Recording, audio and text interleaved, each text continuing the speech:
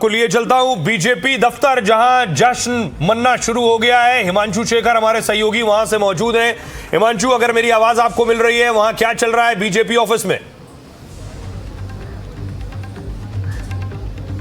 देखिए, जश्न की तैयारी है, बैंड पार्टी को बुला लिया गया है। अभी खबर है कि आज 4 से 5 बजे के आसपास जो बीजेपी के कार्यकर्ता और नेता हैं वो यहाँ पे आएंगे। और क्योंकि जिस तरह से असम और पश्चिम बंगाल में जिस तरह से बीजेपी बड़ी जीत की तरफ आगे बढ़ रही है, उसके बाद जश्न होगा आज शाम को। खबर है कि आज शाम को प्रधानमंत्री मोदी भी 7 बजे के आसपास कार्यकर्ताओं को संबोधित करने के लिए बीजेपी मुख्यालय आएंगे। और मुझे लगता है कि ऐसा एक कन्वेंशन रहा है बीजेपी में, जब भी किसी एक राज्य में बीजेपी को बड़ी जीत मिली है, प्रधानमंत्री उस जश्न में शामिल होने खुद बीजेपी मुख्यालय आते हैं और उनका एक संबोधन होता है, जो मुझे लगता है आज जिस तरह के नतीजे सामने आते दिख रहे हैं, प्रधानमंत्री मोदी का संबोधन बेहद महत्वपूर्ण होगा, क्योंकि इसमें एक बड़ी तस्वीर दिखाई देगी कि बीजेपी के इस जीत के बाद आगे किस ओर बढ़ने वाली है। जी हिमांशु, आप बीजेपी लंबे वक्त तक से कवर करते रहे हैं। वहां बीजेपी ऑफिस में, दिल्ली के बीजेपी नेताओं में या लीडर्स जो वहां पहुंचते हैं, उनके लिए बंगाल की जीत हमेशा बहुत अहमियत रखती रही कि बंगाल कब जीतेंगे, बंगाल कैसे जीतेंगे। सब कुछ कर लिया।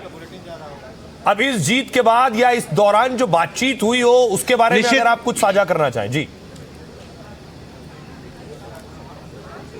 देखिए, निश्चित तौर पर, क्योंकि यहाँ पर अधिकतर जो बीजेपी के नेता आए हैं, उनमें से अधिकतर को जिम्मेदारी दी गई थी पश्चिम बंगाल की, और लगभग सबके पास पश्चिम बंगाल का अनुभव है।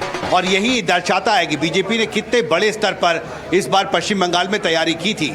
देखिए, 3 सीट से 77 सीटें और उसके बाद अब एक बहुमत से ज़्यादा पर लीड, बहुत बड़ा बदलाव है पश्चिम बंगाल की राजनीति में। और इसके लिए पिछले 10 साल में बीजेपी ने बहुत मेहनत की है। और आपको याद होगा 2021 के चुनाव में भी हज़ारों बीजेपी के नेताओं को पश्चिम बंगाल भेजा गया था।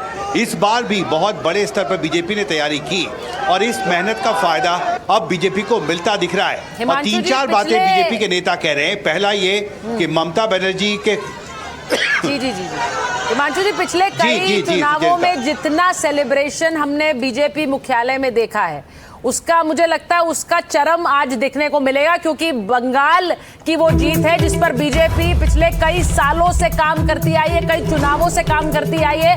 बड़ी खबर जरा बता दें कि बंगाल में 183 सीटों पर बीजेपी आगे हो गई है। 183 सीटों पर आगे है बीजेपी। और ये अब अगर आप कहिए आने वाले कुछ समय में कम भी होती हैं तो बीजेपी की सरकार बनना तय है। तो बंगाल में 109 सीटों पर टीएमसी आगे और 182 पर बीजेपी आगे। और केरल चलते, केरल में कांग्रेस का जश्न भी आपको दिखा देते हैं। केरल में यूडीएफ की सरकार बनती हुई नजर आ रही है।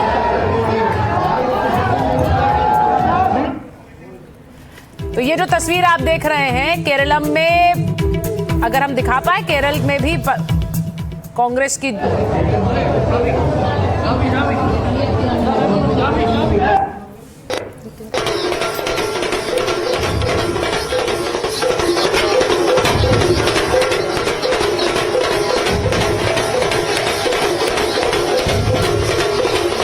केरल में यूडीएफ की सरकार बन रही है।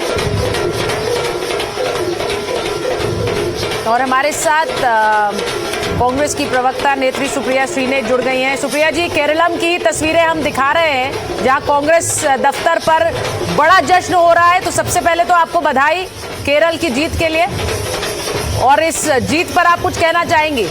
बड़ी जीत आप लोगों के लिए।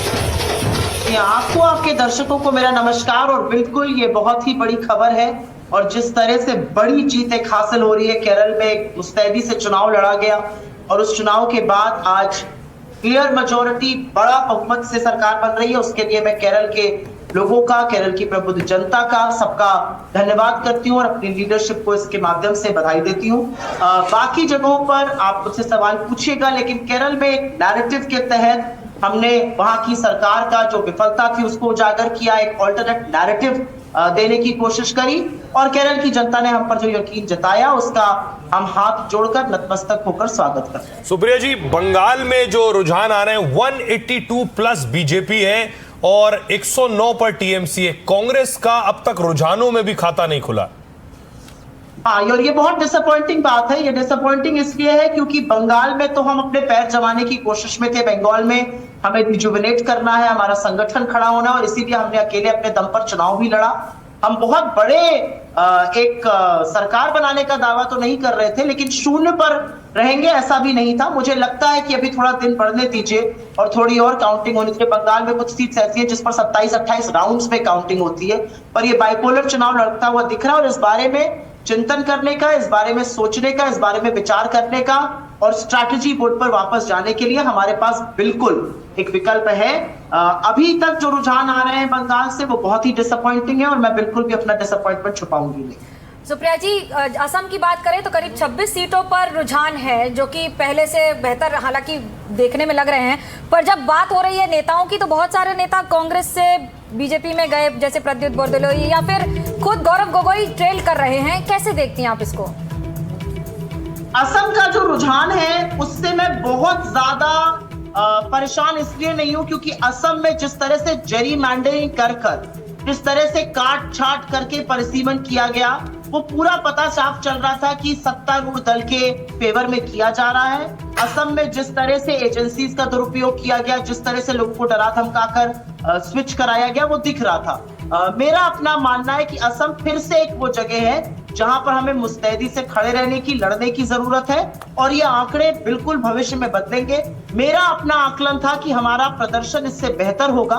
ये नंबर जो बोर्ड पर आपके दिख रहे हैं उससे मैं थोड़ी डिसअपॉइंटेड। जी सुप्रिया जी, मैं आपसे बंगाल के बारे में ये पूछूं। हरीश खुराना जी भी बीजेपी से जुड़े हुए हैं। सुप्रिया जी, मैं आपसे पूछूं, आपने कहा कि असम में आपने नंबरों पर थोड़े सवाल उठाए, पर उस तरह के सवाल पश्चिम बंगाल के नंबर्स को लेकर तो नहीं है सुप्रिया जी, क्योंकि पश्चिम बंगाल में चुनाव आयोग पर बहुत से सवाल इस चुनाव के दौरान टीएमसी उठाती रही। नहीं, पर क्यों नहीं उठाए जाएंगे? पश्चिम बंगाल में इस देश के छोटे, मैं अपने गृह क्षेत्र महाराजगंज में हूँ। कल शाम को हम कुछ लोग बैठे हुए थे, चाय पी जा रही थी और वहां पर महाराजगंज की जो बेसिक जनता है उसने कहा पश्चिम बंगाल में तो खेला हुआ है। हमने कहा क्यों हुआ है? लोगों ने कहा जिस तरह से लोगों के नाम काटे गए, जिस तरह से ज्ञानेश कुमार ने मदद करी, तो लोगों के मन में एक ये सवाल है। इलेक्शन कमीशन की भूमिका और इलेक्शन कमीशन की साख तो देखिए दांव पर लगी हुई है। अब आज के दिन मैं जरूर ये सवाल उठाना चाहती, लेकिन ये सवाल टीएमसी उठाए तो बेहतर रहेगा क्योंकि वो सत्तारूढ़ दल थे। उनके साथ जो हुआ, जिस तरह से एजेंसीज का दुरुपयोग वहां पर, आप ये मानती हैं कि एसआईआर में वोट कटे और उसका सीधा फायदा बीजेपी को हुआ? हरीश जी, आपकी जीत के पीछे का कारण सुप्रिया जी ने दे दिया है कि आप इसलिए जीत रहे हैं? आप मेरे मुंह पे शब्द डालने की कोशिश मत करिए। जो मैं कह रही हूँ मैंने किसी की जीत का कारण किसी को नहीं दिया। कृपया ये काम मत कीजिए। आपने जो बोला मुझे लगता है हरीश जी ने सुना है, तो उसी का जवाब दे देंगे। वो सवाल पूछिए, मेरे अपने शब्द मेरे मुंह में डाल। मनोकिया जी, प्रॉब्लम कांग्रेस के साथ, मैं बोल लूँ? बोलिए हरीश। धन्यवाद। मनोकिया जी, प्रॉब्लम कांग्रेस के साथ सिर्फ यही है कि उनको अपनी हार कभी पछती नहीं है। प्रॉब्लम ये है सिर्फ। अब अगर राहुल गांधी जी इतने महत्वपूर्ण चीज़ों के ऊपर जब आज चुनावों का रिजल्ट आ रहा है, आकलन करने के बजाय विदेश घूम रहे हो, तो जनता सब देख रही है इस चीज़ को। और अगर असम में हम तीसरी बार आ रहे हैं तो हमारी डिलीवरेबिलिटी है।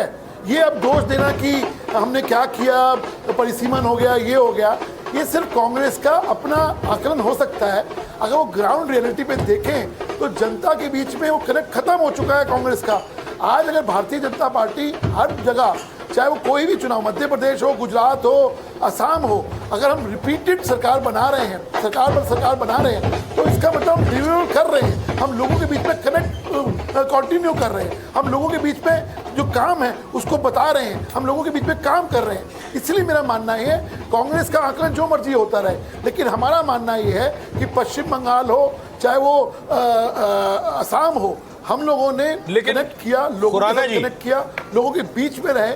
हमने 2021 के चुनाव, एक मिनट खत्म होने दीजिए। 2021 के चुनावों के बाद हम घर नहीं बैठे। हम विपक्ष में अगर थे तो हमने लगातार 5 साल लोगों के बीच में रहकर ममता सरकार के खिलाफ हम वहां लड़े। ममता सरकार के खिलाफ जो उनकी कारगुजारियां थी उसके खिलाफ सड़कों पर रहे। हरीश जी, मैं वापस आ रही हूँ। एक बार जरा शुभेंदु अधिकारी कुछ कह रहे हैं, जरा सुन लेते हैं। 8400 লিড আছে ওনার। আমি আর একটা রাউন্ড ওনার লিড হবে।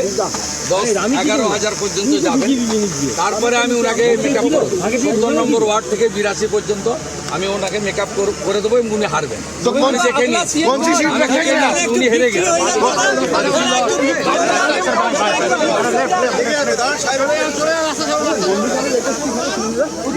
वो आप सुन रहे थे, सुप्रिया जी कुछ बोलना चाह रही थी, काउंटर करना चाह रही थी हरी जी को। सुप्रिया जी, देखिए, अब चुनाव के दिन आप कहने लगे कि हमारा ही कनेक्ट है, किसी का कनेक्ट नहीं, तो ये बेमानी बात होगी, क्योंकि फिर हम आपसे पलट के पूछेंगे भाई आपका केरला में कनेक्ट क्यों नहीं हुआ, तमिलनाडु, ये सारी बातें बेमानी है। और आप अगर कटाक्ष करेंगे विदेश घूमने पर, तो मैं आपसे पूछूंगी ना, प्रधानमंत्री सारी दुनिया में जा सकते हैं, 3.5 साल से मणिपुर जब तक चले जाए ना वहां, आपने उड़ीसा में सरकार बनाई और एक आदमी को अपनी बहन का कंकाल लेकर बैंक जाना पड़ा, ये आपकी डिलीवरी है, ये आपका कनेक्ट है। देखिए, जिस तरह से एजेंसी का दुरुपयोग हो रहा है वो देश में किसी से छिपा नहीं है।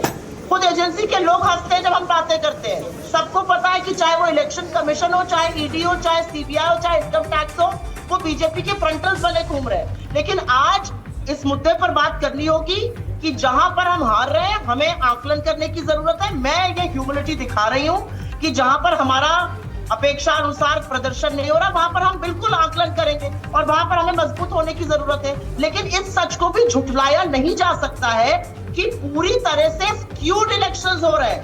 आप मुझे एक बात का जवाब दे दीजिए, वही बात दूध का दूध और पानी की पानी हो जाएगी। ऐसा परिसीमन किया गया असम और जम्मू कश्मीर में लोकसभा में कि मैं एग्जाम्पल दे देती हूँ, कहीं पर 8 लाख वोटर है, कहीं पर 25 लाख वोटर है, कहीं पर 6 विधानसभा एक लोकसभा पे, कहीं पे 15 विधानसभा एक लोकसभा पे। ये कौन सा परिसीमन होता है? और ये परिसीमन जरीमैंडरिंग नहीं है, ये परिसीमन काट छाट के तोड़ जोड़ के करना नहीं है। तो ये सारी बातें देखिए अपने आप में बहुत सारे सवाल उठाती हैं और इलेक्शन कमीशन की भूमिका पर मैं नहीं, इस देश का 6 साल का बच्चा सवाल उठा रहा है। ज्ञानेश कुमार जी आपके कितने बड़े योद्धा और कितने बड़े सिपाही हैं और आप लोगों से ज्यादा कितने समर्पित हैं बीजेपी की जीत के लिए? ये 6 साल का बच्चा बोल रहा है, महाराजगंज में बोल रहा है, बाकी तो भूल जाइए। नहीं हरीश जी, आप लोग तो बधाई दे रहे हैं चुनाव आयोग को कि पहली बार ऐसा चुनाव है जिसमें हिंसा की घटनाएं बहुत कम हुई हैं। सुप्रिया जी कह रही हैं सवाल उठा रहे हैं चुनाव आयोग की भूमिका पर लोग। ये फैक्ट नहीं है कि जब पश्चिम बंगाल में इलेक्शंस होते थे, हमने हर साल इलेक्शन में देखा, हर बार इलेक्शन में देखा कि वहाँ लोगों की जिस प्रकार से हत्याएं होती थी, चाहे वो इलेक्शन के दौरान हो चाहे पोस्ट इलेक्शन हो, हमने देखा। लेकिन इस बार पहली बार ऐसा हुआ है कि इस बार कोई हत्या नहीं हुई, चुनावी हिंसा हुई जरूर है लेकिन वो भी कंट्रोल हुई है। मेरा मानना यह है कि इलेक्शन कमीशन पे सवाल उठाना ये इनका राइट बन गया है, करते रहें। लेकिन केरला में जब वो जीतते हैं तो वहाँ पे इलेक्शन कमीशन बिल्कुल ठीक है, लेकिन अगर कहीं और ये हारते हैं या खाता नहीं खुलता तो दोष देती है। अभी आसाम पे परिसीमन पे दोष दे रही हैं। उस वक्त क्या जब सोए हुए थे कि कांग्रेस के कार्यकर्ता जब परिसीमन हो रहा था?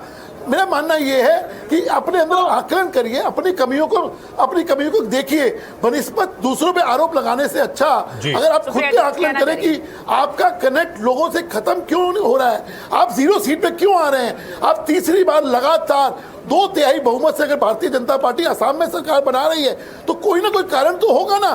तीसरी बार लगातार वो भी 2/3 बहुमत से मायने रखता है। मतलब कहने का मतलब ये है कि आप अपने अंदर झांक के देखिए। तीसरी बार राहुल गांधी की बन रही है असम में तो जनता का मैंडेट तो होगा ना, वो ये कह रहे हैं। 90 लाख वोट काटकर 12% वेस्ट बंगाल का वोट काटकर सरकार बना रहे हैं आप, इसके लिए आपको मुबारकबाद हो। आप बार बार कह रहे हैं ना, जमीन पर आपने 90 लाख लोगों को निस्तो नाबूद कर दिया। सुप्रीम कोर्ट से आपको झाड़ मिल चुकी है इस बात को लेकर। सवाल उठा दिया सुप्रीम। एक मिनट मुझे बोलने दीजिए, मैं तो आपके बीच में नहीं बोली थी, इतने उत्तेजित क्यों हो रहे हैं? पहले मुझे बोलने दीजिए, फिर आप बोलिएगा मैंने आपकी बात सुनी। आज आप जीत रहे हैं उसकी आपको बधाई हो, लेकिन असलियत ये भी है कि आपने जिस तरह से चुनावों का संचालन कराया है, जिस तरह से इलेक्शन कमीशन ने वोट चोरी की है, जिस तरह से आंकड़े देकर राहुल गांधी जी ने उनका पर्दाफाश किया, चाहे मधेपुरा हो, चाहे आनंद हो, चाहे विपक्षी पार्टियों ने वेस्ट बंगाल का डेटा दिया हो, ये किसी से छुपा नहीं है। आप ये बताइए, स्वतंत्रता सेनानियों के नाम कट गए, आर्मी में जो लोग काटते उनके नाम कट गए, अरे वेस्ट बंगाल में तो इलेक्शन कमीशन की ड्यूटी पर जो लोग थे उनके नाम कट गए, उस पर पर्दाफाश नहीं होगा।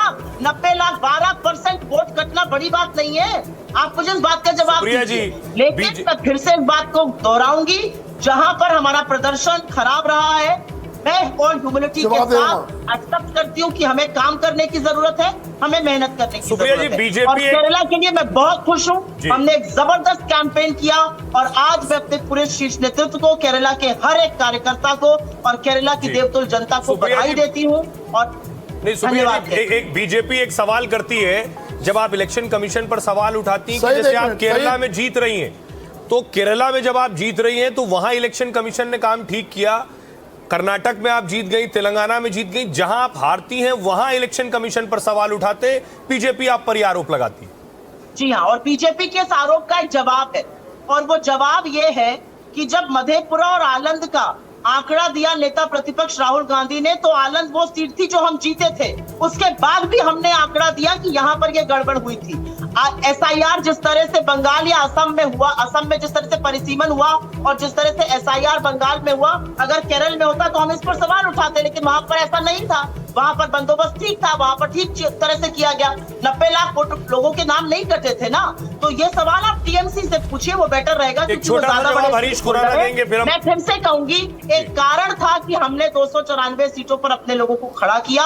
हम वेस्ट बंगाल में रिसर्जेंट मोड में रहना चाहते हैं, हम वेस्ट बंगाल में अपनी जमीन फिर से खड़ा करना चाहते हैं, हम अपने पैर फिर से जमाना हरीश चाहते खुराना जी, हैं। छोटा सा उसके लिए जवाब, फिर हम टाइम जरूर मनोरंजन के लगेगा, पास जा रहे हैं। लेकिन हम करके रहेंगे।